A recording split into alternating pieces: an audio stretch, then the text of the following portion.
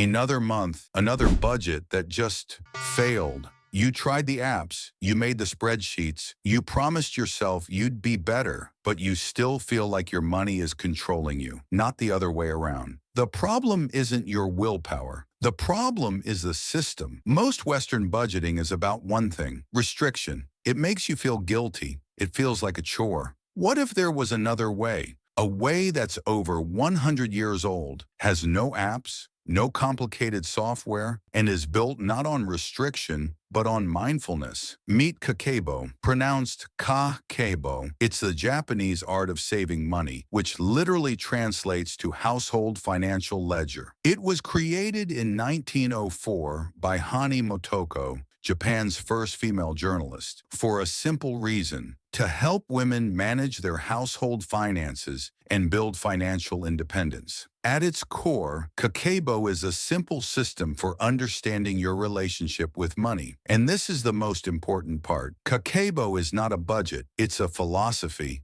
It's a tool for mindfulness. It forces you to slow down, to be present with your spending, and to ask why you're buying, not just what you're buying. It's about turning mindless consumption into conscious, intentional spending. And the only tools you need are a notebook and a pen. Why a notebook in a digital age? Because of the pause. When you just tap your card or your phone, you don't feel the transaction. It's abstract, it's weightless. But when you know you have to go home and physically write down new shoes, $120 in your notebook, it forces you to pause before you buy. You ask yourself, do I really want to write this down later? Do I really need this? This simple physical act connects your brain to your bank account. It makes every purchase tangible. It's the difference between eating a meal so fast you don't taste it versus slowly savoring every single bite. Kakeibo is financial mindfulness.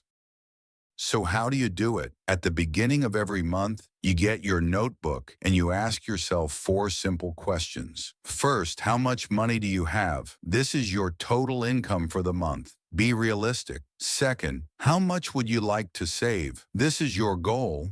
Be ambitious but also reasonable. This is your pay yourself first moment. Third, how much are you spending? This is where you list your fixed, non-negotiable expenses, your rent or mortgage, your utilities, your car payment, your debt repayments. And fourth, you do the math. Your income minus your savings goal, minus your fixed expenses, the number that's left over, that is your total spending money for the rest of the month. This is the weekly amount you have to live on. Now comes the daily part. This is where the magic happens. Every time you spend money, yes, every single time, you write it down in your notebook under one of 4 categories. Category 1, needs or survival. This is your essentials: groceries, toiletries, gas for the car, rent, the must-haves. Category 2, wants or optional. This is everything you desire but don't need. That takeout coffee, the dinner with friends, new clothes, your Netflix subscription.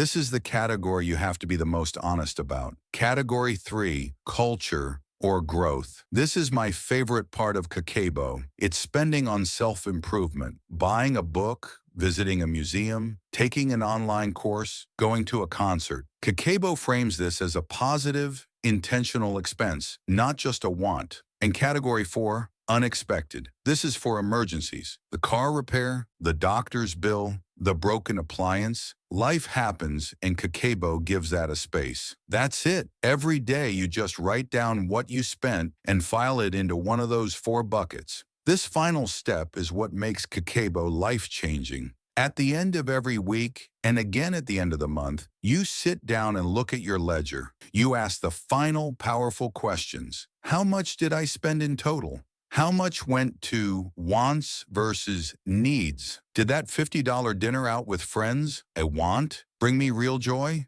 Yes, it did. Good. Did that $70 sweater, a want, really make me happy? Or was it an impulse? I regret that. What one want can I cut back on next week to move that money into savings or culture? You see, the goal isn't guilt, it's awareness. You are not judging yourself. You are learning about yourself. You're identifying your triggers. You're seeing, in black and white, the gap between your values and your spending.